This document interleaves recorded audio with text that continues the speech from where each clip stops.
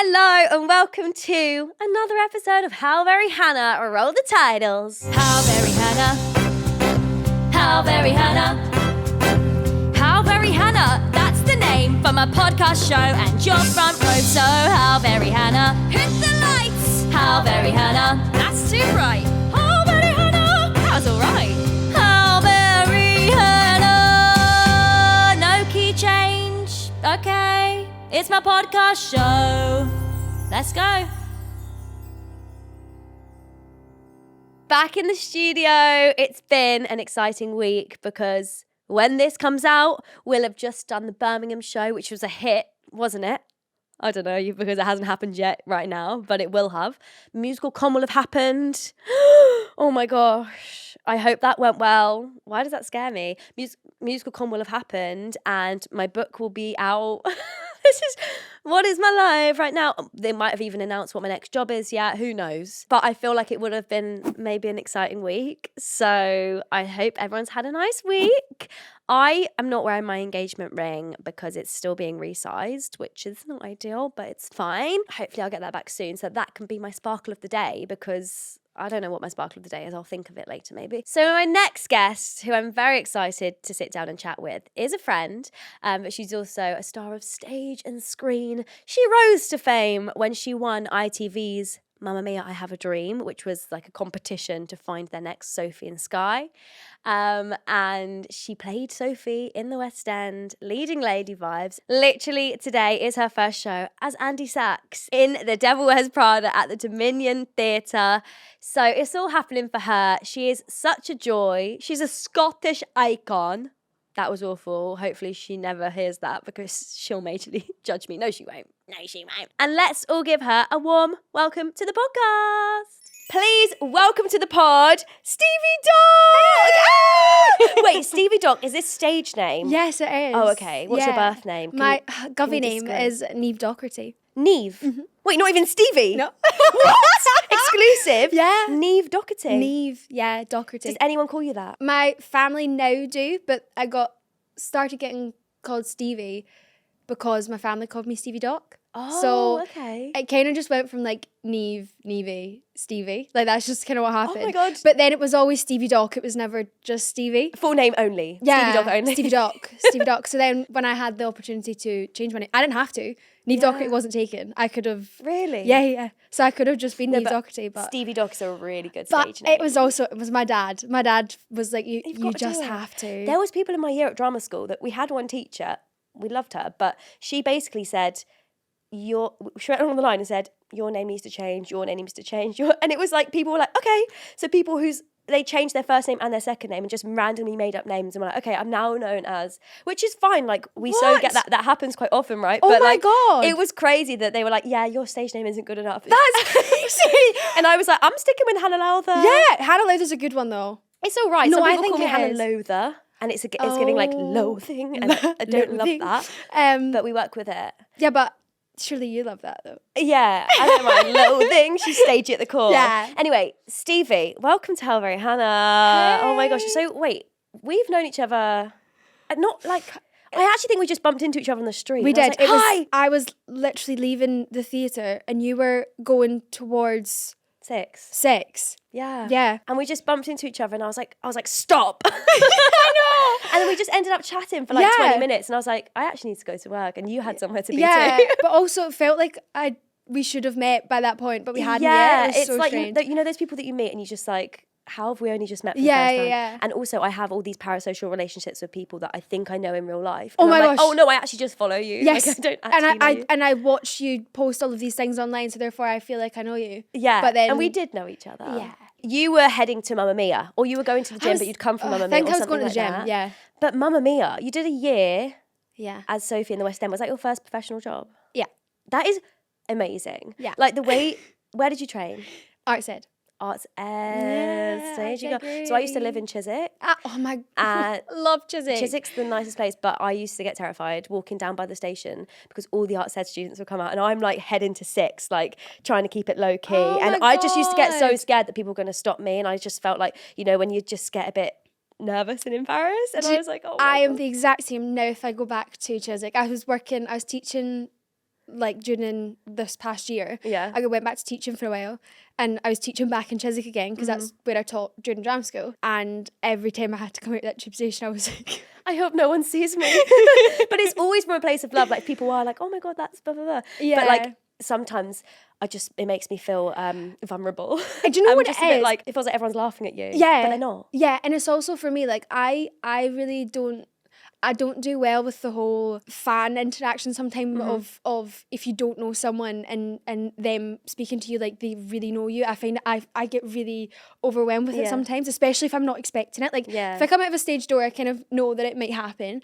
But if it's somewhere where I sort of am in another show, as in I've gone to watch a show, or like going back to Chiswick where I know everybody there goes to Arts Ed and probably knows that I went to Arts Ed, it's that thing of going, this just feels really, really awkward, and I don't enjoy. I don't know. I know what you mean. It can be uncomfortable, right? Like I think it's also to do with, I can take compliments from people that I know, but when somebody that I don't know gives me a compliment, I don't know how to take it. I feel really like I'm just not very good at that, and I need to get better at being able to take compliments. But that will come. You know? Yeah. That will come. And also, like, I totally agree. Stage door interactions, I actually love, because you walk out and you, most of the time I love, but you go out and you know what to expect, and you know kind of what they're there to see and say. But sometimes you can be caught off guard. If I'm on the train and I'm sitting there, like this morning, like coming to this session, I was sitting there at 8 a.m. on the train like this. If someone were to stop me then and be like, oh my God, Hannah, I'd be like, Yeah. And I'm like, I want to, be the best version of myself. Yeah. And that's not us trying to be fake, but it is, I don't know, the version of yourself that you want people to see and kind of, it's weird. It's uncomfortable sometimes, but also I would much prefer people come up to me and speak to me rather than go, because that makes me feel like I'm back at school and people are like, I feel like I'm being bullied. And people are talking about you. Yeah, but it's never that. It's always just like, oh my God, that's that girl from that Mamma Mia program. Yeah. And it's like, but to us, we're just being whispered about. And sometimes it's like, oh my God, please. Please. I know. But it always comes from a place of love. Yeah, we love it. Of course. Sometimes I do think though, I'm like, I don't know if they don't realise why they maybe recognise me, and that's why they're speaking. Because actually I was out for dinner literally last night, and this girl just kept looking at me, and I was going, are you just looking at me because you're just want to look at me, or are you trying to figure out if you recognise me, or are you I don't know. It was just such a weird thing when I was sat there going, I don't know why you're looking at me. Yeah, it can be so uncomfortable. But also I think because the program I Have a Dream, which incredible, because that's on ITV, which is such a mainstream platform. Yeah, I think like that does reach a lot of people, right? And people that aren't even necessarily theatre fans to start with. So like you could bump into any of these people randomly. Like you could be in a different country and maybe bump into someone who's watched that series. Yeah. So about that series, I grew up with. Did you ever watch like The Sound of Music? How Do You Solve a Problem Like Maria? Yeah. And, but like, I didn't watch one. the Sound of Music one, unfortunately. The Oliver one is the one that I remember the most. I think I definitely remember seeing the Sound of Music one, but it was before. Yeah, it's not something that I actually remember watching, like I probably watched an episode or whatever. Yeah. But the Oliver one. Wizard of Oz, the Dorothy one. Yeah. Like these programs were like staple, like it was about time when the Mamma Mia one came along. It was like, it's about time, we've missed this on our screen. Yeah, I was like, it just disappeared. It just disappeared. Yeah. And like, it was such good telly. Yeah. And I'm telling you, the amount of like superstars that have come out of those shows. Sam Barks. Sam Barks. Do you know what I mean? But like, wait, actually, let's get a list from... was Sam Barks from the Oliver one? Yes. Go on to the other one because I swear all of them are just doing incredible now. I'd do anything. Was it ITV or BBC? I feel. Rachel Tucker was that one? Yeah. Rachel Tucker. Isn't this crazy? It was in 2008. And actually, I'm going to just do a little plug here. I joined the cast of Oliver from this after this show. Wait, when? As a kid, as a workhouse kid. When? 2008. Original cast. I'm on the soundtrack. You can hear me. No, you can't. Can you imagine? You can hear me. Imagine. So glorious. Yeah. That's insane. Like, I obviously loved the show because I was like, I'm going to join that cast. Yeah. And so it was a big deal. Anyway, final four, Rachel Tucker, Samantha Barks, Jessie Buckley and Jodie Prenger. Isn't that crazy? Over the Rainbow Was that what it's called? I think so. Wait till you see this one. I mean, I feel like most people watching this podcast probably already know, but I'm gonna. Was that BBC or ITV? Again, They were I all think BBC. This was the except first for- ITV one. The This Mamma was Mia one. 2010. Okay, finalists. Where are we? Contestants. Oh my gosh, Bronte Barbie. Bronte Barbie. Barbie. Sorry, why am I so bad at pronouncing people's names? I didn't know that she was in the final. Stephanie Davis, do you remember her? She wore the yellow, and Yes. she's now in Hollyoaks, or she was in Hollyoaks. Oh my God, Steph Fearon, I used to love her. Lauren Samuels, she just played Elphaba in Yes. American Tour of Wicked. Why did I forget what it's called? They all Sophie just- Evans, Danielle Hope. Like, these people, this is crazy. This is Yeah. crazy. And the same thing, hopefully, will happen with I Have a Dream, Mamma Well, Mia. I mean, It you would won. It would be great if that was the case. No, but you won. Like, you fully went and won that with Tobias. Sorry, I call him Toby. I know, What so do you do call I, him? Toby. Toby. Tobias is the Tobias stage name. Turley. Tobias Turley. Yeah. Sorry, I find it so weird saying Tobias. Yeah. Toby Turley. Toby Turley. How Do you was know this what? I really experience wanted being to on call set? my child Tobias at some point and now I can't. Oh, no, He's you taking can't. it. No, You I simply can't. can't. I cannot. So how was the experience, a TV show like that? It was genuinely one of the best things I think I've ever done. Like, good. I thrived on that show. As in, I loved every single day. I wasn't stressed. I mean, obviously there's a certain amount of stress you are in a competition. Yeah. But for me, I think I just went, well, I've got here. Let's just see what happens. And I didn't ever put the pressure on myself to win it. I sort of just went, well, I'll just do what I have to do for this week. Yeah. And I think that mindset is probably why I ended up winning it, because I never psyched myself out. And there was one episode where I definitely psyched myself out. But We'll skim past that. yeah, that was we don't want to. That's one episode that if I'm ever going back to watch it again, I will just skip because that wasn't a good time.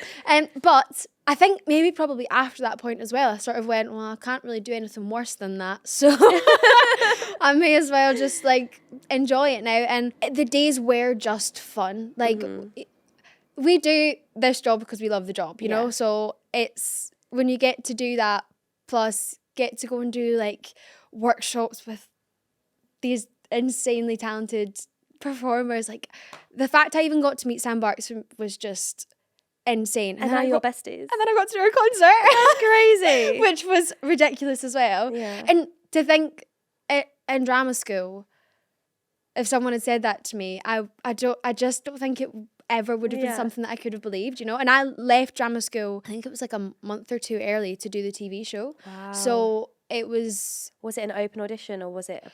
so it was Oh my God, we're getting the tea. Yeah, so I was like, I'm locked in. yeah. So for the Sophies, if I remember correctly, no agents were allowed to be involved. You weren't allowed to be submitted. It had to come from you just sending in a tape. So immediately I went, that's never going anywhere. I have to send a tape to essentially the ether. Like I was like, ITV. no one's watching that tape. I don't know. In my head, I just went, who's actually going to sit and go through all of these tapes and also watch mine and decide that they liked that tape? I don't know, because at that point I hadn't really been seen by casting directors. You know, I'd had done my... You were still at drama school? Oh yeah. Yeah. I'd done my third year shows, and David Grenrod, who did cast I Have a Dream, came and watched my third year show. Okay. So I don't know if that had anything to do with it, that maybe when I did send my tape, he recognised the name, or I don't know. But I genuinely believed that that tape was going off and no one was ever going to see it. So I sort of just forgot about it. Yeah. And then,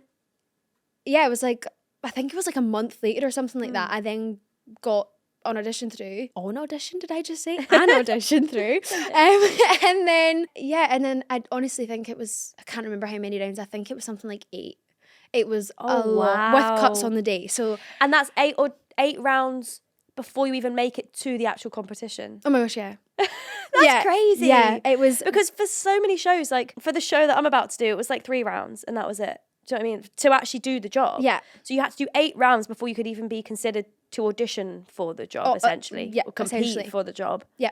That is, I mean, I get it because it's with TV and stuff, I guess it's more, Yeah. you know, they have to vet you and make sure that you can speak well on camera and that, all I of think that. that's another thing that I think a lot of people sort of forget, is that as much as it was a competition to win Sophie, to get to that point, they obviously had people who were incredibly talented, but they decided on maybe people who were, like you say, were more likely to be able to talk on TV because it was and be also good personalities a TV show. for their show. So I think that, you know, people always talk about like imposter syndrome and all of that stuff. A lot of my time spent on that show was me thinking that they only picked me because I can yap. Like that was it. I genuinely was like, they've only picked me because I can talk, and that's it. But embrace that. But then obviously to then win it, I was like, well, then I had to obviously be sort of good to at least do that. So, and obviously even to get on it in the first place. And then I was looking around to the people that I was competing against, and they were all incredibly talented. So I don't know, it's kind of a hard thing. And even now it's still a hard thing for me to deal with, you know, booking jobs. Because then I go, oh, is that just because I want a TV show and they want me because of that? And I don't know, it's just always... The imposter syndrome can be real. My things, is it only because I've got TikTok followers? I know. But then I'm like, actually, no, enough other people think that I don't need to add to that and think that. Do you know what I mean? Not. Like, and the same for you. You know, even if people are thinking that or saying that, it's not our problem. We're getting in the room. So do you know what I mean? Yeah. You know, it's not our problem to add to that fuel. I say it in pretty much every episode, but let them think that, and I'm just gonna decide that I'm not gonna think that, and it's not true. No, you know? I'm getting better at it, but it's still there, you know. It is hard. So you won the show. Yeah, you did a year as Sophie in the West End. Good year. It was actually 9 months. Oh, 9 months. Because by the time the final had come, they'd already changed the cast 3 months before.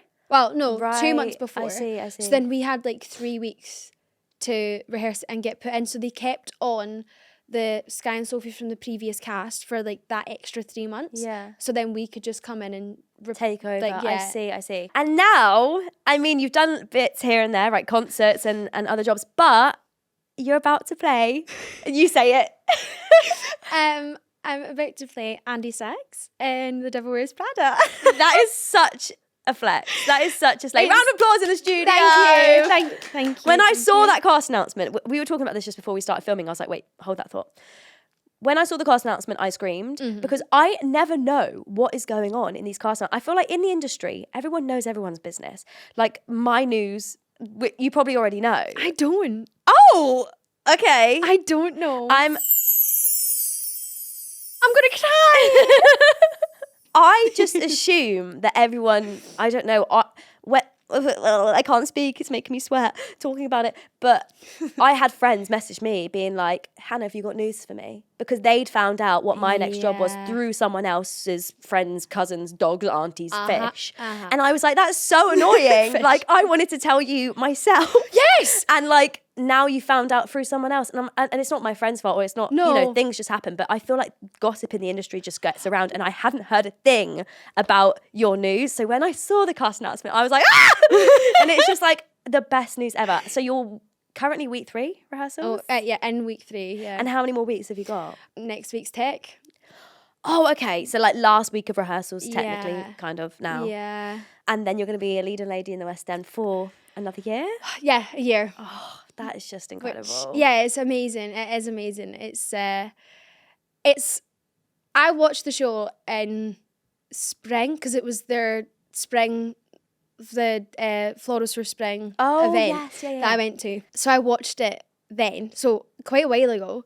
And I remember watching it and thinking like, oh, if Georgie leaves, I was like, this could be like, I could see myself in that part. And then my boyfriend auditioned for it a couple of months ago for for ensemble covers, and immediately I was like on the phone to my agent being like, is Georgia leaving? Can I go in? Can I audition, please? I would really love to be seen for Andy. And he was like, oh, they've not started casting the leads yet, like we'll let you know. I think Georgie, I've actually had a conversation with Georgie since, and she was like still deciding whether or not she wanted to leave. So and Georgie, it is Georgie Buckland who's now playing Janice in the Mean Girls tour. Yeah. Which actually, when I was talking about, I posted a TikTok about like, oh, new job reveal coming up soon. So many people thought it was KD. Oh, really? So many people thought it was KD, which I was kind of happy about because nobody knew that it was Andy. I mean, a couple of people did. I mean, I would love to play KD one day. That is literally my dream role. Katie Heron. Would be KD. I can see that one day. Yeah. So I'm like waiting for it to come back now. And I didn't get, that's twice now I've not been able to audition for it. Oh, really? Because first time, Mamma Mia. Second time, I'd booked this. So will happen for me one day. Yeah, but right now, it just hasn't been right yet. Yeah, but that's okay. And also right now I'm about to do a really cool job anyway, so it's fine. In London with your boyfriend. With my boyfriend, yeah. So he'd started doing the audition process. He booked it before I'd even started auditioning for it. It was like about a month after he'd booked it that I even got a couple of weeks after he'd booked it before I even did the first round for Andy. So it was, and then when I did book it, it's just really cool to know that he's second cover Nate. So oh my god, so you're gonna end up probably going on together. Hopefully. That's so cute. But yeah, I mean that'll be a really cool day when it does happen. But it's also really nice that when it does happen, it'll be a really special day, you know. And you'll tell your kids. Yeah. But also that like right now I'm Keelan is playing Nate. And it's been so lovely to work with him because he's literally best pals with Toby, and I've just worked with Toby, so it's nice that they sort of feel like the same person a lot of the time, which is really nice. So Toby and Keelan are the same person now. Is that what you mean? Oh yeah, literally. I said Toby FaceTimed me the other day, and he was like, "Oh, how are you getting on? Like, how are you getting on with Keelan?" And I was like, "He's you with a Canadian accent." That's so funny. It's been really really nice working with him. It's nice to also know that, you know, if I was doing it with Harry every day, it would be amazing, but you know, that when that day does happen, it's going to be such a big day, you know, whereas if we booked the job and we're doing it together every single day, I mean, we now live together, we'd be working together and we'd be acting opposite each other. Like, yeah, how's that going to work? Yeah, that from literally a couple of months ago, he was still living in Germany and we'd been doing long distance for almost 2 years. Like, it's gone from one to the other. So I feel like this was meant to happen. Yeah. It's worked out so well. Yeah, the universe finally decided it was time to give us a break. Yeah, and hopefully I'll get an invite to press night. Yeah. And I'll be there cheering you Please. on. We'd I can't love wait. Hannah's hotline. Okay. Oh, the phone's ringing. Quick, get it, Stevie Doc.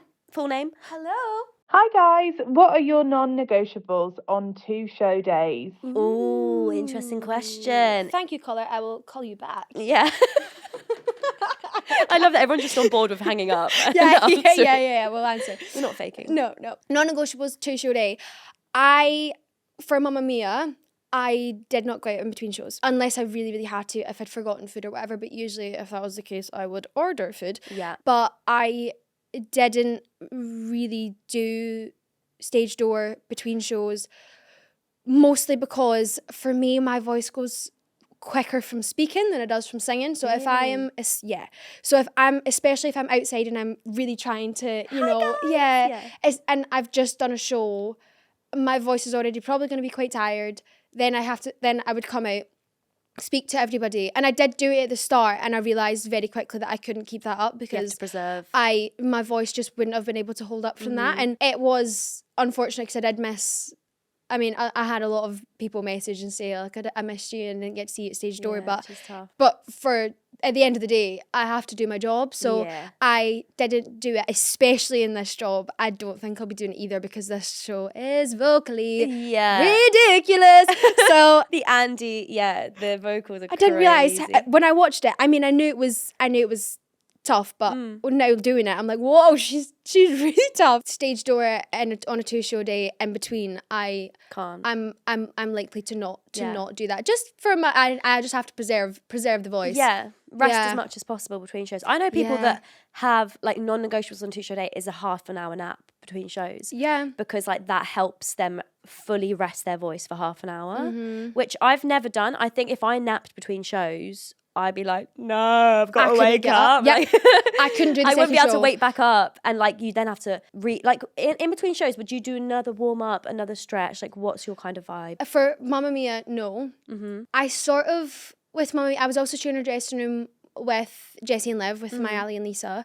So I think it was a bit of a different situation because I don't know, I probably, they would have been absolutely fine with me doing any sort of like cool down and warm up. But I think I don't know, I just in my head, I was like, I don't really want to start giving it right now when everyone's here and trying to have it at lunch. And Liv would go for a nap between shows. Yeah. So it was a bit more of a, because then where would I go and do that sort of thing? Yeah. I think with Devil Wears Prada, I probably will do, I've been given vocal cool down by my vocal teacher now, Okay, good. my singing teacher. So I will probably cool down and then re-warm up because I think I don't Just think like my voice would reset survive. from the start again. Yeah. What sort of, like in between shows, I have to be so specific with what I can eat because if I eat, it's tough because if I eat too much, I then feel sick for the show, and it's actually not a very big gap to like let it go down. But if I don't eat enough, I need, you need the energy. Yeah. So like I will have like my favorite thing, not sponsored, was like the Thai green. The people from Six are gonna laugh at this because they were like, Hannah, why do you have that every day? I'm like, I don't know. It's just I stick with what I know. Yeah. It's a Thai green curry, the gym kitchen, like ready meal, and I just used to have that every 2 show day, pretty much, unless I was getting like a Wagamama or something. But even then, if I have a Wagamama, I love Wagamama. If I have it, it's like repeating on me through the whole show. Like the katsu sauce, I'm like, You know what's you there. want? It's not good. So like, I have to have something like as soon as the show comes down. I would normally. It depends on how I'm feeling, but I would do stage door, then come back in, eat straight away, and then just like let it settle. Have some like plain crackers or like some fruit and stuff like that, just to like let it settle. But like, I have to eat like a proper meal between shows. Oh my gosh. Otherwise, I'm done for. Yeah, no, I'm the same. I think at the start of Mamma Mia, I'd never had like stomach problems before ever. Yeah. Started Mamma Mia, and I just so many things I just became intolerant to. Really? And I don't know if it was like the adrenaline, constant stress, adrenaline that my stomach just went, you can't eat these foods anymore. Oh my so I God. became lactose intolerant. I couldn't eat like cruciferous vegetables. What the heck is that? Wait. Cruciferous vegetables. Cruciferous vegetables. Yes. I've never heard of that. Yeah, it's like broccoli. Yeah, I know. I literally broke my heart. It's my literally favourite vegetable. What about in the entire carrots? world. I can eat carrots. Phew. It's my Carrots are favourite good. Carrots are good. What Just about peas? Peas are fine. Okay. Peas are fine. Well, it's not that bad. But I'm can't joking. have like broccoli, cauliflower, Anything that looks like a tree? pretty much cabbage. Kind of tree-ish. Yeah. That's Yeah, tough. or kale actually. Okay. Which when you go and get a salad from anywhere, usually has kale in it. Yeah. Which is, and also a lot of like Asian food would have like bok choy. Yeah. Can't have that. Cabbage. It's tough. It's honestly, it ruined my life because I love cruciferous I love them. vegetables. I didn't realize. You know what? Sometimes it just takes something to be taken away from you till you realize that What you actually, truly had. yeah, what I had. was so good. It was so good. So yeah, I would have to be really careful about what I ate as well. Yeah, non-negotiables would be a good meal between shows. Yeah. A nice warm up for me. Or a little stretch maybe, but not a nap. I can't do a nap. And I need to get better at like meal prepping because on a 2-show day, it can be like a £40 day in terms of food. Easily. Like I'll rush because you're leaving earlier than usual. I'll rush to leave the house so I won't have breakfast at home. I'll get a little breakfast from Pret and a coffee. That's a tenner. I used to go to Sainsbury's before the show, buy loads of like snacky bits just to have throughout the show, right before the show, a little bit after, stuff like that. Rice cakes, fruit winder, fruit roll up things, like just loads of stuff. That's another tenner, 15, and then lunch. Like it ends up being expensive. Oh my so gosh. my next job, I need to meal prep. I need to organise my life so that Yeah. we're thriving. Because my quiz book, Les Quizorables, has been released now. I'm going to quiz you on. Yay! Have we got Devil Wears Prada in here? I fear my we gosh. don't. No, we don't, but we do have Mamma Mia. Okay, go. That's fine. So I should really know this. I'm going to quiz you on Mamma Mia. And if you don't get it right, then I'm massively judging. No, I'm kidding. You So, should. I really should. We've got the easy. I think you're going to be fine with the easy. So let's go straight to Superfan. And I'm not going Okay. to ask them all. Okay. On what fictional Greek island is the show located? Calicady. Correct! Yes! Who is the first of Sophie's potential fathers to offer to walk her down the aisle? Belle. Wait. No, I'm scared. No, I'm trying to think about the show when I go through. It is Bill. Oh, don't do that to me. I stressed you out. No, it is Bill. I'll ask you one more. This Okay. is more about the songs. Okay. Oh wait, let me just I'm look at the answer scared. first. so You that really I got me there. I really thought I I was was like, wrong. I was like 90% sure, and then you said that, and I completely backtracked. I'm sorry. I don't know if you'll get this. How many times during Voulez-Vous do we hear uh-huh? A, I'll give you multiple choice. A 10, B 30, or C 50. Oh, 50. 30 is 30, isn't it? It's 30. Ah, I was keeping bother calculating anymore. But you actually, did you go from the start of the song? Well, I went, it's probably about 6 every time they do like that bit. And then I went, so it's probably 30. And I went, oh, it's a trick question. It's probably 50. No, it is 30. Okay. No, I think you did pretty well. Okay. Did you hear that? I think you did pretty well. Thanks. There's also some little fun facts in here about the show. Oh my God, tell me. The writer and director have said that Sophie's father is actually Bill. Yes. Oh, you knew that, I knew right? that one. Sorry. I just love ABBA. I Yeah. think I talk about it in the book, but I feel like people who don't enjoy ABBA music, like, I don't trust them. I so understand that. What is there not to like? What I is don't there not to like? understand. And also, the ABBA franchise is so amazing now. We've got, like, Mamma Mia. We've Yeah. got the films. We've got the party. We've got ABBA ABBA Voyage. They're cashing in. Yeah. As they should be. Yeah, true. They are. They're icons. phenomenal. Yeah. And they came from Eurovision. Yeah. I want to see that same energy for Remember Monday. Oh my gosh, yeah. Do you know what I mean? With musicals. Musicals. Exactly. Like, live parties. yeah, like I 50 can see years' that. time, there's like a Remember Monday musical. Oh my God, I'm here for it. Okay, well, thank you so much, Stevie Doc, full name, for joining me. Wait, remind me of your Neve Doherty. I feel like a super It's spy a that I know that secret. it's a secret, It's a but I've just secret. told everybody who That's listens to okay. the podcast. Is that okay? That's okay. Okay, good. But call her Stevie because that's Yeah, that's that's her my professional name. professional stage name. Thank you so much for joining me. You can catch Stevie from what date? The 21st of October. That's so soon. I don't want to freak you out. From the 21st of October in The Devil Wears Prada at the Dominion Theatre for a whole year. Yeah. Leading lady vibes. We love to see it. Wait, okay.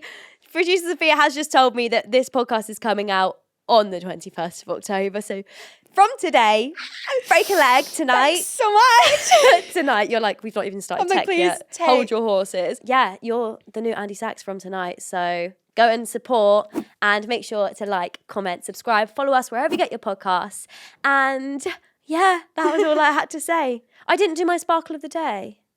My sparkle of the day is Andy Sachs in The Devil Wears Prada. Thanks for watching. Bye.